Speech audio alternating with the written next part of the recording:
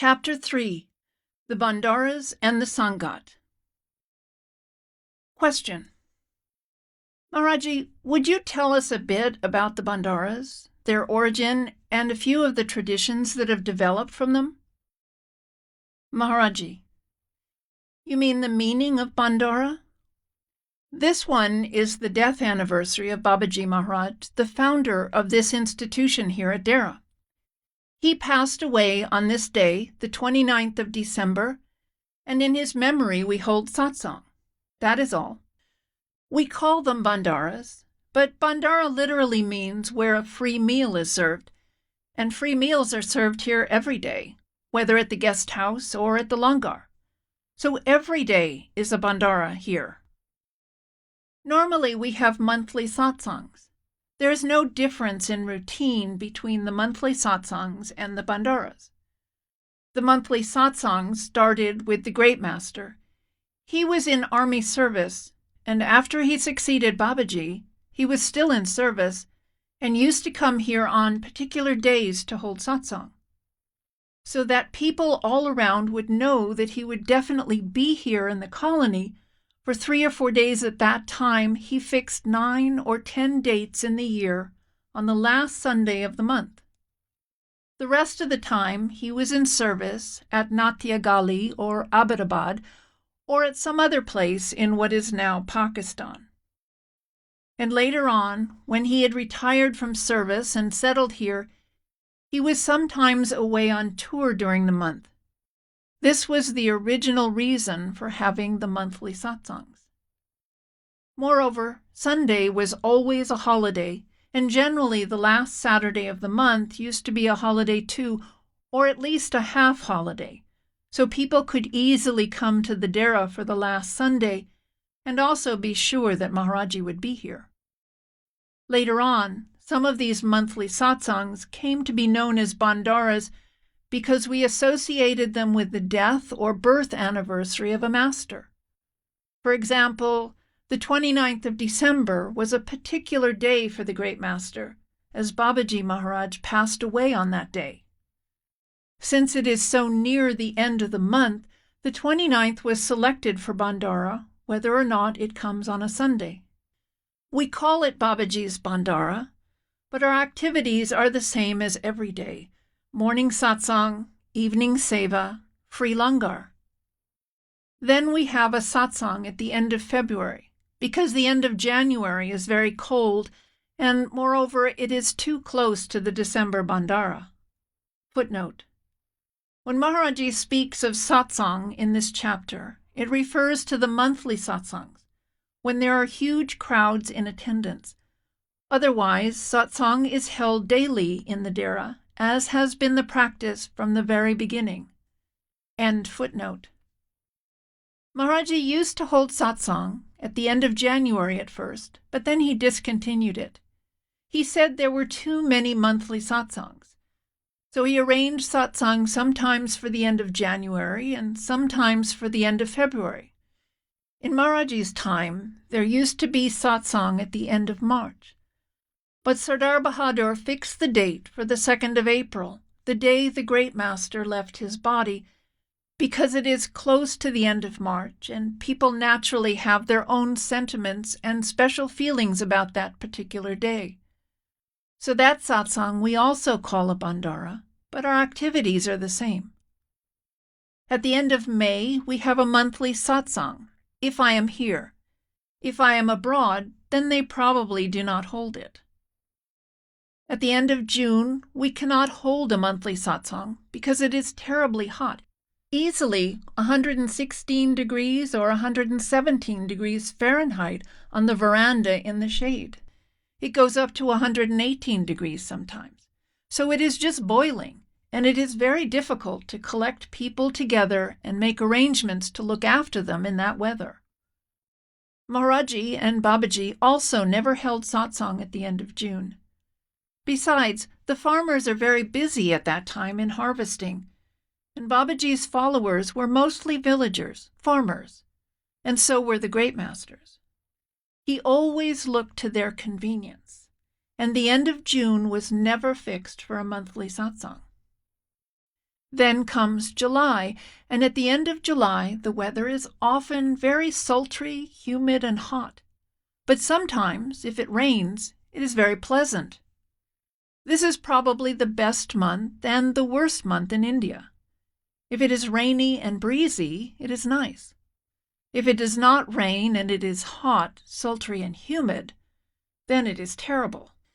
But we celebrate that satsang because people want it, as the birthdays of the Great Master and Sardar Bahadur Maharaji fall on July the 20th. Footnote. It was later discovered that Sardar Bahadur Jagat Singh's actual birthday was July 27th.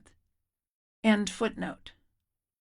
So for sentimental reasons, and even otherwise, because the gap would have been too much from May to September, that satsang is fixed for the last Sunday in July. And that is also known as a bandara. In August, we don't hold any satsang, because it is a very rainy month and we cannot make arrangements in such torrential rains. It would be very difficult to feed people and lodge them, and also attend to our activities. Then we have satsangs at the end of September and October. The end of October has an association with Sardar Bahadur Maharaji because he passed away on the 23rd of the month, so that too we call a bandara. And it has the advantage of being on a Sunday, as we always hold it on the last Sunday of the month. Footnote. Under Baba Gurinder Singh, bandaras are no longer held. Instead, there are numerous times during the year when the master is at Dera and holds satsang for 3 consecutive weekends. This gives more people the opportunity to attend his satsangs than was possible during the 4 annual bandaras. End footnote. At the end of November, we used to hold satsang, but for the last 6 or 7 years it has been discontinued because we opened the I camp in that month and we could not attend to so many activities. Footnote. The first I camp was held at the Dera in 1965. End footnote. Just after finishing the October bandara, we had to organize the I camp, and then there was the November satsang, so we canceled it. After the I camp, I generally go on tour as I have to hold satsang at Delhi and other places, and then there is the December bandara again. So these are the satsangs in the year when people know that we will be here, and they will be looked after if they come. That is the only advantage. Otherwise, there is no particular significance. Every day, whenever we are here, we hold satsang and have the same activities. Question. Maharaji, is there anything special about the shawl you were wearing this morning, December 29th? Maharaji. This shawl belonged to Swamiji Maharaj. Buaji says that Swamiji gave it to Babaji when he was still in service. Footnote. Bibi Rali, the daughter of Milki Ram, an initiate of Baba Jaimal Singh, came to the Dera when she was still a child and remained there, serving all the masters until her death in 1983. When Maharaji came here at the age of 5, she looked after him. Maharaji affectionately called her Buaji, Auntie, and so did the entire Sangat, out of love and respect for her. End footnote. I don't know for how many years or whether at all he used it, but then Maharaji used to wear it. So it easily dates back to the 1870s. It cannot be used much, but Bibi Rali, my auntie, always insists that I must wear it on this day, so I have to wear it. I have no alternative. But one just shivers in it, not that it is not warm, but because of its rich heritage. I do not feel worthy to wear it. Question. Maharaji, what was the discourse today? Maharaji, with a smile. It took me 1 hour and 30 minutes to explain it there, so in how many minutes would you like me to explain it to you? The main theme in this particular Shabad was, The Lord is within the body. Guru Nanak starts with that. I think if we can understand this one fact, that the Lord is within the body and we can only meet him within, and the path leading back to him is also within the body, and he is always there watching whatever we do in this creation, then I think all our problems will be solved. There would be no further conflict between religions or nations, but some people think we have to worship in a church. Some think we have to worship him in a temple, others in a mosque or in a synagogue. Nobody tries to worship him within the body. Christ said, "The kingdom of God is within you." Footnote: The kingdom of God cometh not with observation, neither shall they say, Lo here, or Lo there, for behold, the kingdom of God is within you. Luke 17, verses 20 to 21. End footnote. Guru Nanak begins this Shabad on a similar note, saying, Seek the company of the mystics. They will explain to you that you are carrying the temple of God with you. He means that the temple of the living God is the body, and you will realize this fact only when you go to the company of the mystics. And how to worship the Lord within this temple? He says, only by attaching yourself to the Shabad or to the spirit within your body can you worship him. There is no other way. The mind, having taken on the association of the senses, has become miserable in this creation. But, he says, if it comes back to the eye center and contacts the Shabad within this body, it will be dyed in devotion and love for the Father. All our mental ailments and mental problems will go if we are in touch with the sound or Shabad within. Then we will be the happiest people in the world. Guru Nanak again emphasizes the same point. Worship of the Shabad or Nam is the only worship that pleases the Lord. There is no other worship that can please him. He says, this body is the temple of God. It is the only temple in this world where you should worship the Lord, because if you perform true worship in the true temple, you will be able to realize the true Lord within your body. The Lord himself has created this temple, this body, for himself to live in. It is not made by anyone else. It is his, and he also looks after this temple himself. The temple of God has been made by God himself, and he himself takes care of it according to his will. We think that we look after ourselves, but he knows best, and he is the one who is actually looking after this temple. No doubt the Lord is within, and he looks after the body, but we have to account for whatever karmas we commit while being in the body. Whether we do good karmas or bad karmas, we have to face the consequences. If we want to get rid of karmas, there's only one remedy. We should attach ourselves to Shabad or Nam within the body. That will enable us to rise above karma, realize the Father within ourselves, and obtain release from the imprisonment of the body. Guru Nanak explains that the human body is given for this very purpose, to realize the Father within ourselves. The human form being the top of the creation, there is no other form in which we can worship or realize the Father. So we should try to worship the Father now, while the opportunity is there. Then your body will become gold. The purpose of our coming into this body will be achieved if we connect ourselves to the Spirit or Shabad or Nam within the body. After realizing God within, he says, not only this body, but the whole creation becomes the temple of God.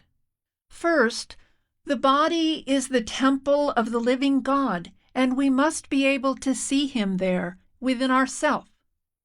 But then the whole creation becomes the temple of the living God.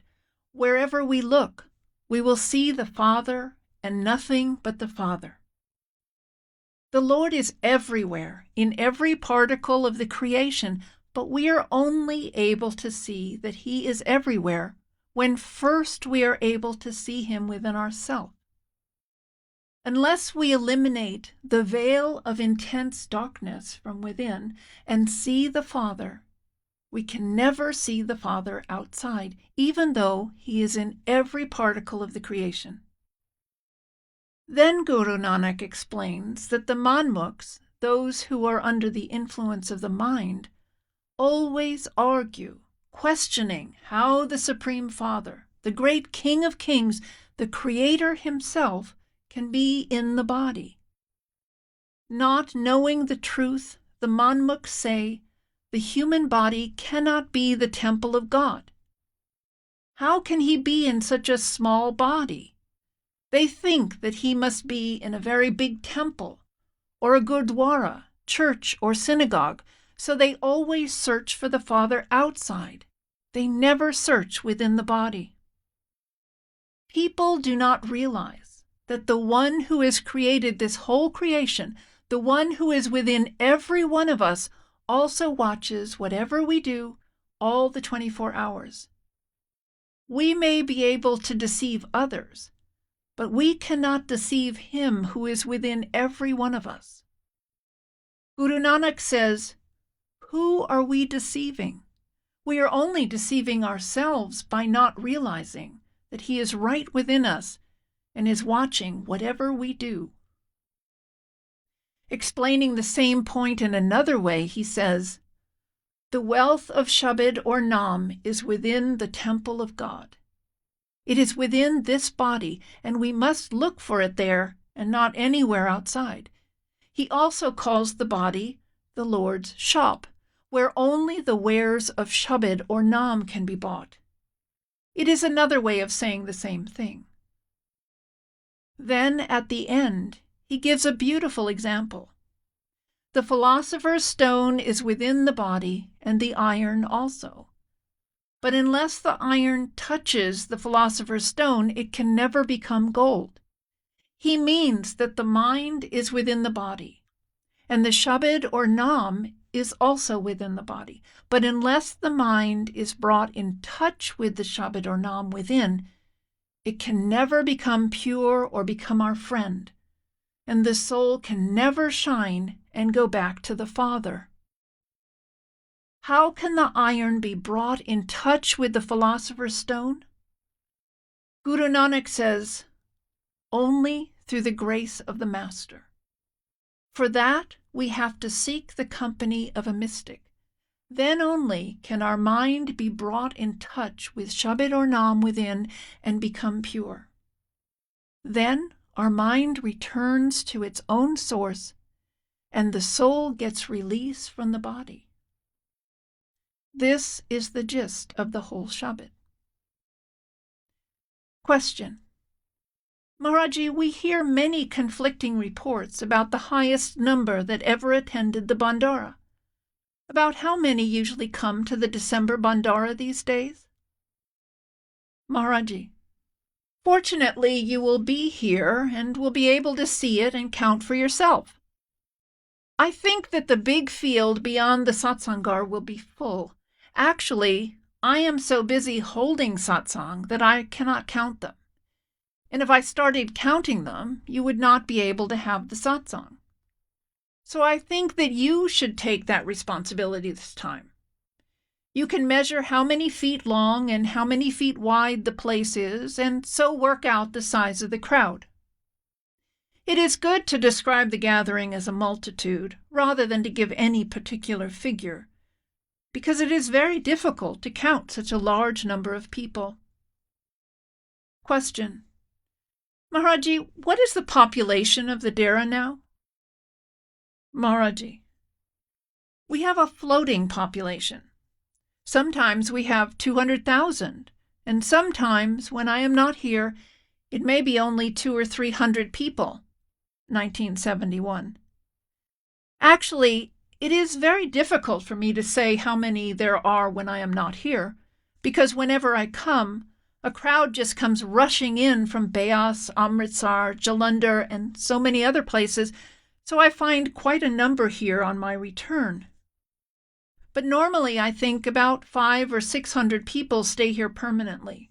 Others just come and go. In the winter months, when I am mostly here, or for as long as I am here, there are a lot of people. They come and stay for 1 or 2 or even 3 months. Now, many of those who stay for a long time have their own houses, so they have modern conveniences to enable them to stay here. Question. How many satsangis are there in all? I have heard several different figures quoted. Footnote. Great Master initiated more than 125,000, Sardar Bahadur initiated over 18,000, and Hazur Maharaj Charan Singh initiated more than 1,250,000. End footnote. Maharaji. In every yearly report, all these figures are given. If you want to read them, you can have a copy from Mr. Khanna's office.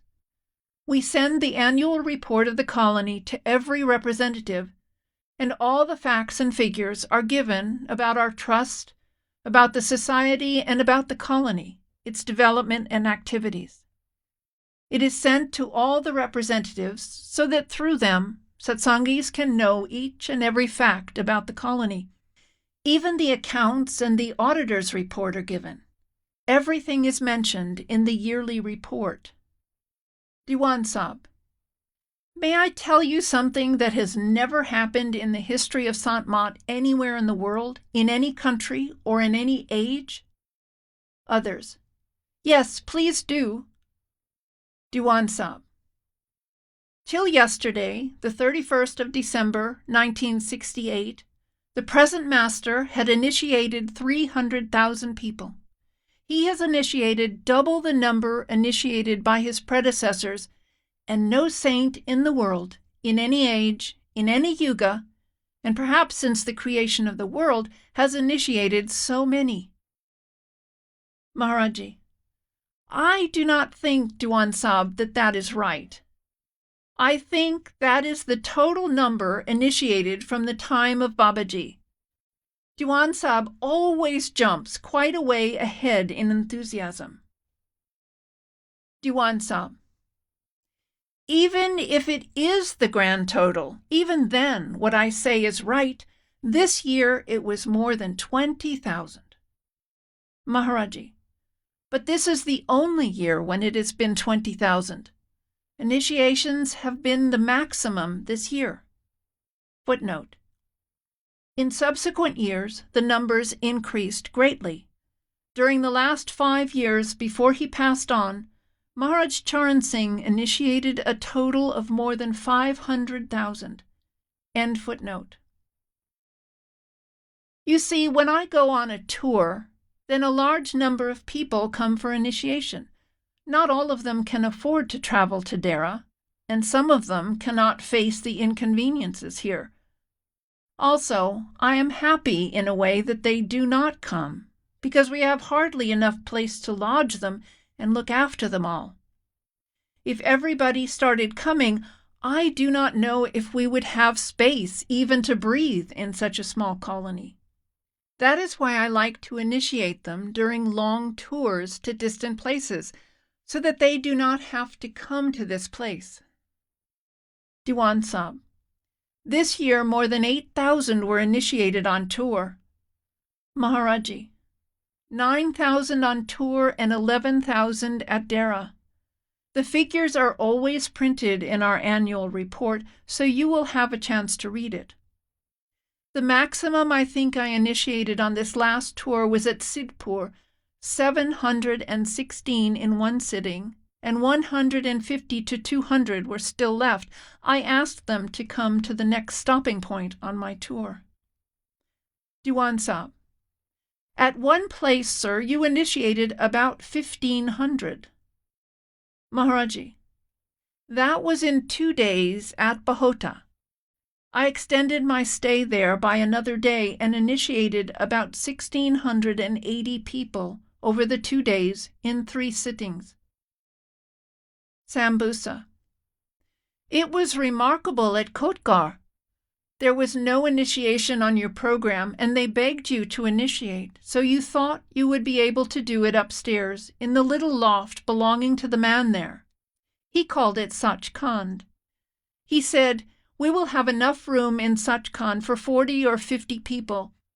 You ended up initiating 400, I think, in the school classroom, and you could not get them all in there. I could not get in. I had to stand outside. There was absolutely no room. People were sitting packed to the wall. Maharaji, it was good like that. It was very cold outside, so it was quite cozy and warm inside, with so many people breathing and with hardly any ventilation. Sambusa, it was very cold. Maharaji, I have been cautioned by my doctors now that I must go slow, especially that I should not go on too many of these long and extensive tours. You have been with me now for a month. We left the Dera on the 10th of November, and we returned here on the 10th or 11th of December, almost 1 month's continuous touring from place to place, hardly under one roof for 2 days at a time. Sambusa, I counted. I think I slept in 14 different beds. Maharaji, that was you. Probably I slept in more, because I came back through Delhi. Sambusa, yes, that's right. I think that was your most extensive tour in India. Maharaji, I think so, either this one or the other one in Himachal, when I also took about 20 or 25 days. It was quite a long tour. But this year I am going to stay in Dera practically all summer. We have so much to construct in the way of public utilities. People are outgrowing us. Practically all the things we built for them are insufficient now. They fall short of the need. We have to build a new cycle shed, a new bedding shed, and now a new car and bus park. We are going to make more flush toilets, and more places for them to wash are being added, and more lawns. I want a lawn in front of the guest house compound. I also want to build some flats for people's private residence. There are a great number of people who want individual personal houses.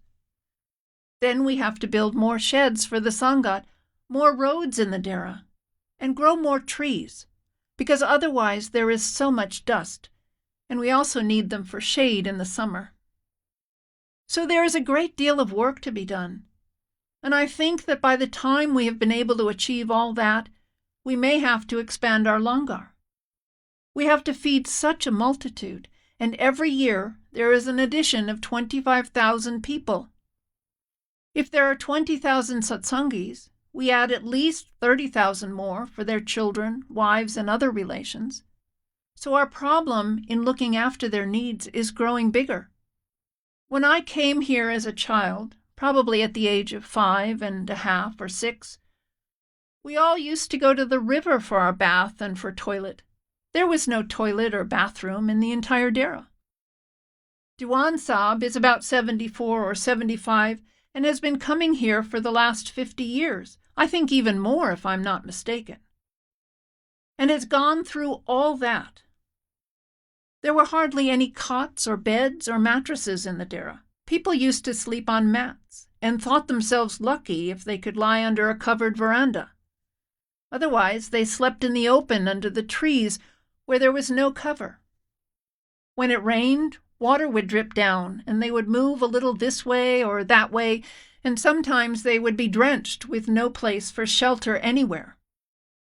Even now, when our multitude comes during the bandara days and it rains, many of them have no shelter. You just cannot accommodate 200,000 people in the colony anywhere. Footnote: This was in 1971. Since then, huge sheds have been built both for satsang and to provide shelter for the Sangat. End footnote. But one thing I must say is that people do not complain here. During this cold December weather that we have had, with the temperature near freezing, nobody has come to me to say that he did not have a covered place to sleep. I do not know how they adjusted themselves, but they just did.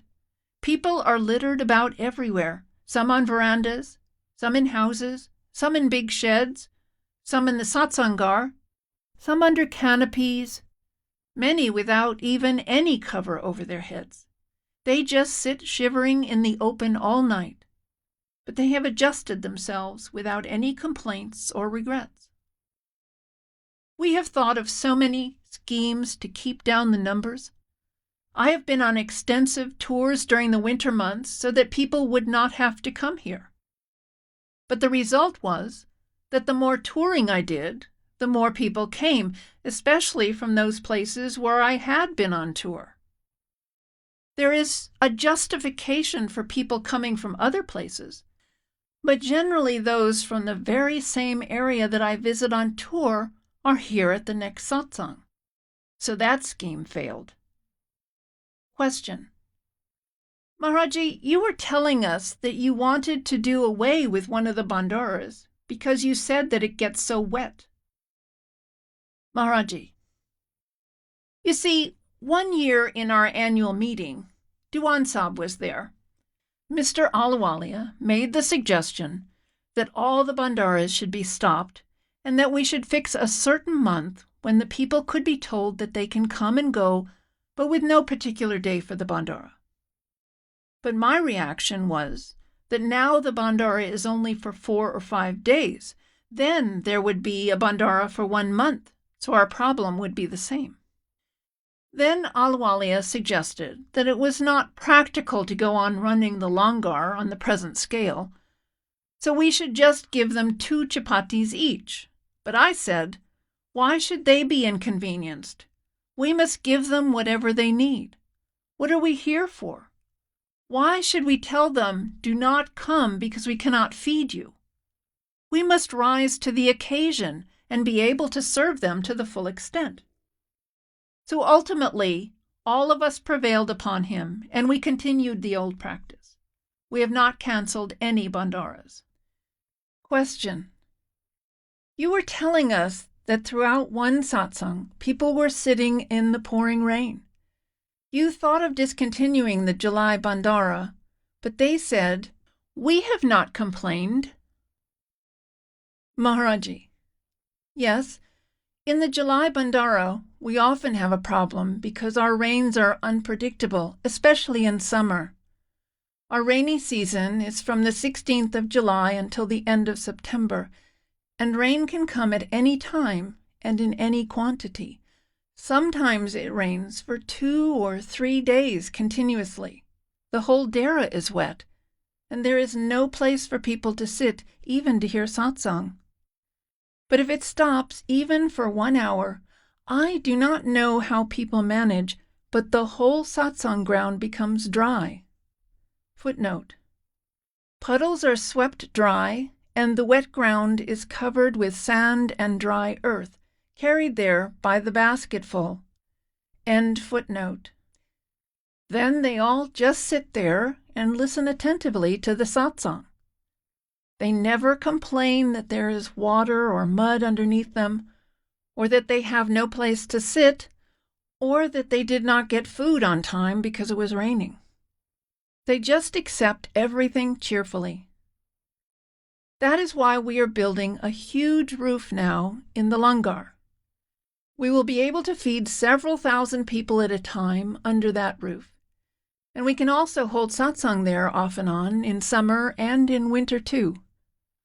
We may have to build a few more roofs like that for the Sangat to sleep under. Question. Maharaji, do you not think that some people misuse this place? Maharaji. Misuse? In what way? Question. Well, they may just come here for a meal or something. Maharaji: Well, brother, I do not know whether that is a misuse or a correct use, but some people do come to the langar for free food. It is open to everybody. It is very difficult to scrutinize someone to find out whether he is a satsangi or a seeker, or has only come to make use of the langar. But maybe 1% or 0.5% of the people are like that. The rest are satsangis and seekers. Actually, we have only to give people the facilities. They are the ones who work for themselves. We do not do much for them. The Sevadars come and just take charge of the langar. They cook, they serve, they eat, and then they wind everything up, lock the rooms, and go away. Our Dera staff members just watch people working. They simply guide and help them. As long as the people do not complain to us and are happy to work, why should we refuse them the facilities to work and do seva? We will build about another 100 2- or 3-story flats for private residents. That is the only way to save space now. Otherwise, we would have no space left for ourselves after 5 or 6 years if we went on building at this speed. Question: Will all this be accomplished within this year? 1969. Master? Maharaji: Much of it will be. We are building another water tank now to double our storage capacity.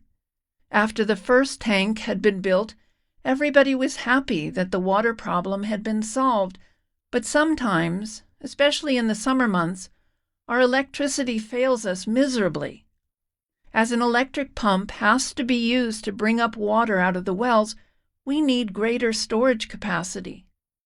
This we now have in the langar. We have built huge tanks there, but we still need another pumping station and a big storage tank. They will be ready within a month. That is what is being built over there near the new cycle shed. Then I think our problem will be almost solved as far as water is concerned. There is what we call a mela, fair, a huge gathering at Hardwar after every 12 years. It is called the Kumbh Mela. Probably 300,000 to 500,000 people gather there. That is what the papers say. I have never been there. But the entire government administrative machinery moves there to control the gathering and look after the needs of the people. Yet there are deaths. There is cholera. Something or the other always happens there. But due to Maharajji's grace, we have a huge gathering during Bandara days, but we have never taken a single man's help from our government.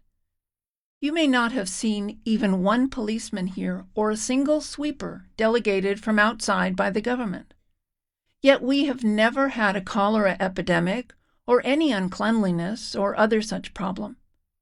It is just Maharajji's grace. Satsangis come, no doubt, but they keep the Dera neat and clean. Right from 3 or 4 o'clock in the morning, you must have heard them singing shabads and hymns. They are cleaning the roads. Nobody tells them to do it, but they just get up themselves and start doing it. They decide on their own duties. Not even the Dera staff members know who is doing the cleaning and which road is being cleaned. They just walk about in the morning and find that the whole Dera is clean. Question: Many people in the Kumbh Mela are trampled to death, Master. Maharaji: Yes, many times you hear such tragic reports, and then what do they get there? Just a dip in the water, which they probably have under their shower at home every day.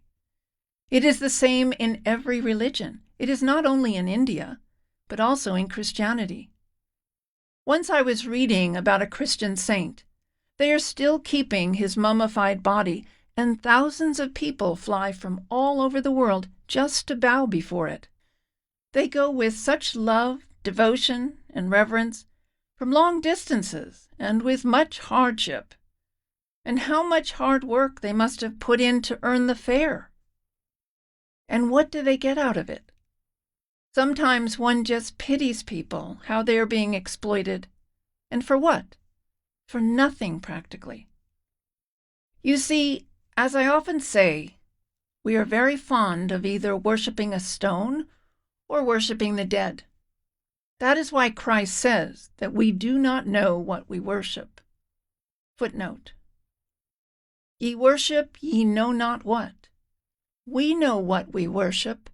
God is a spirit, and they that worship him must worship him in spirit and in truth.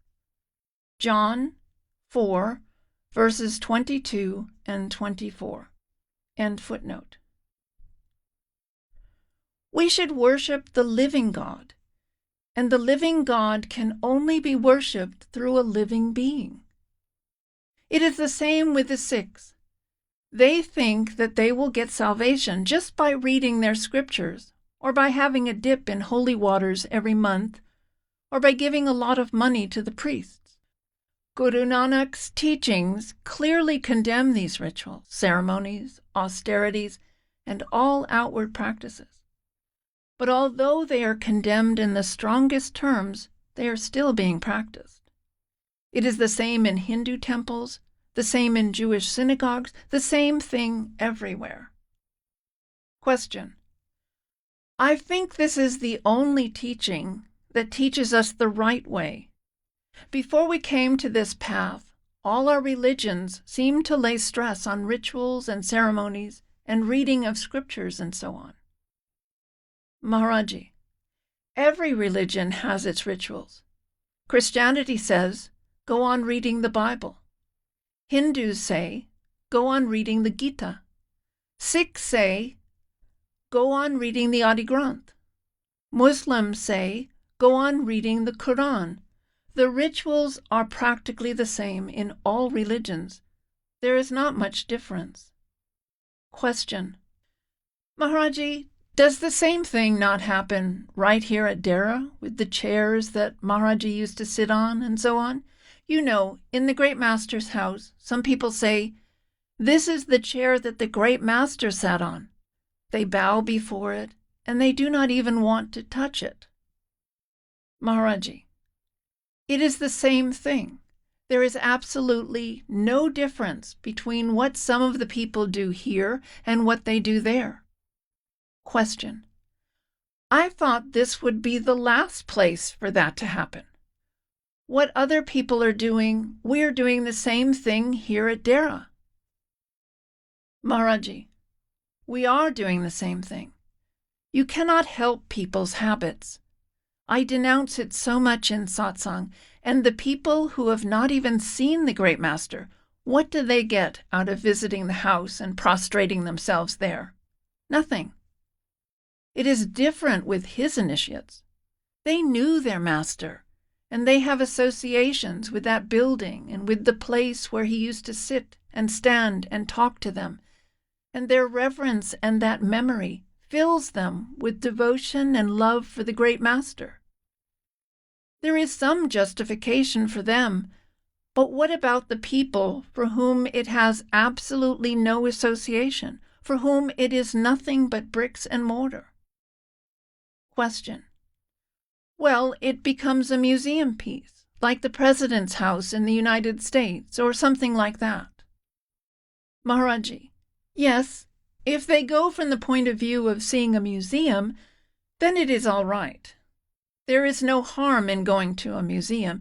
You can say that this is where he used to sleep and live. That is perfectly all right. It is just satisfaction of the mind's curiosity. But to think that you will get some spiritual benefit out of it by showing reverence for these things is absolutely wrong. We should not compromise with the real teachings. When we start thinking in a personal way about the well, about the house, about the furniture, about his clothes, and about his associates, gradually we drift away from the reality, and we get bound by external things. And that is how ritualism starts. Saints do not give any importance to these things. Their main emphasis is on Nam Bhakti, Surat Shabad Abhyas, the practice of uniting the soul with God. That is the core of the whole teaching, and nothing else is required.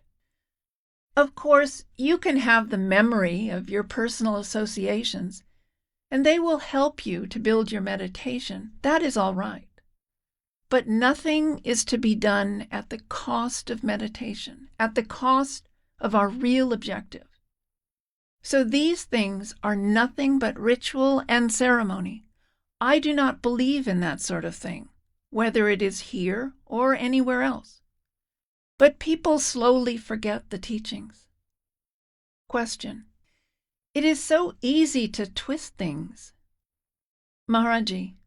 Yes, it is so easy to twist things. As we read yesterday, Christ said that wide is the road that leads down, but narrow and difficult to follow is the road to heaven. Footnote. Enter ye in at the strait gate, for wide is the gate, and broad is the way that leadeth to destruction, and many there be which go in thereat, because strait is the gate, and narrow is the way which leadeth unto life, and few there be that find it.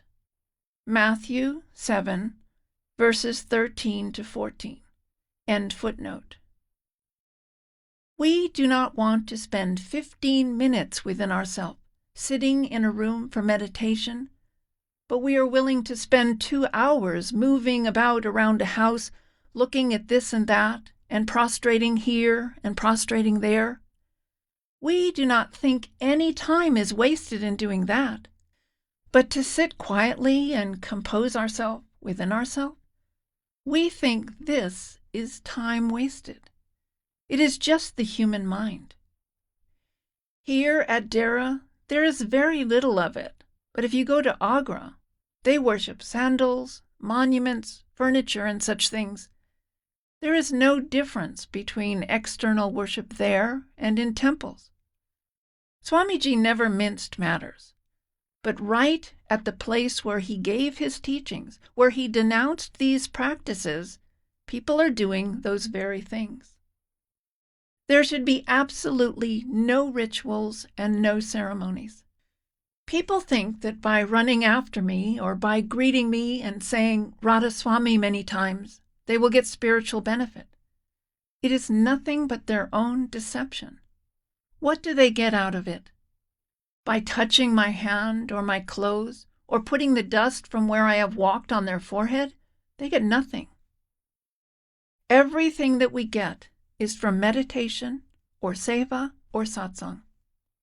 These are the 3 things that help us in our spiritual development, and we should try to concentrate only on them. Either we should be attending satsang, or we should be doing some seva, or we should be busy in meditation. These are the means for our spiritual development. But the mind always likes to run outside to rituals and ceremonies and other such external practices. They are just a waste of time and energy. Question. Sometimes I get the idea that by doing seva, I am getting something. People say that you automatically get a certain kind of grace, as if it is like a sort of bargain shop, where you go and do 2 hours seva and get 4 ounces of grace. Maharaji, what to say of seva, even meditation, we should never do from the bargaining point of view. It is not that we have put in some labor and now we want its reward. Question. But a lot of what we do, at least of what I do, is out of the habit ingrained by fear of punishment and hope of reward. Maharaji. No, seva is absolutely voluntary. There is no fear of punishment about it at all. But I tell you, if you do seva, you will get good sleep at night. Otherwise, there is no activity here by which to keep healthy. People do not go for walks or do exercises. There is no tennis or any other sport. This is our sport and recreation. This is our exercise, which every healthy body needs. So seva is good. Question. You told us the story once of the great master saying to Bhai Shadi, when some people were running towards the master to have his darshan, that this very love, this running to the great master, would take them back to the Lord. Maharaji, yes, but that is the love, not the running. Question. Sometimes you run after the master out of love. Maharaji, love can be digested, love can be expressed, love can be felt within, but we run out of habit. Running does not create love, but love may force you to run. After all, we have hardly any other activity in the Dera except meditation and spiritual pursuits, so what should an idle man do all day? If we did not have seva and satsang, then how long could one meditate? For 2 or 3 hours a day, and then you just want to break down the door of your house and run, due to suffocation inside. Seva is a good outlet for our need for activity. The mind is occupied. We are not gossiping too much if we are kept busy, and we do not backbite or bully each other or try to defame people. So if we keep to the normal daily routine, we have hardly any spare time. In the early morning hours, one easily spends 3 or 4 hours in washing, meditation, dressing, breakfast, and so on. Then there is seva with hardly enough time for you to reach the satsang. After that, you all run to my house, and then to coffee, and then it is time for lunch. You have hardly had time to sit in the sun, when again there is a bell for afternoon seva. Then you run back for a shower and dinner, and upstairs to this meeting. If we are kept occupied, we are always happy. Otherwise, when we sit idle for 2 or 3 hours talking, normally it is just gossiping, criticizing others, and pulling each other down, because we have nothing else to do. If one can utilize his time in a better way, then it is all right.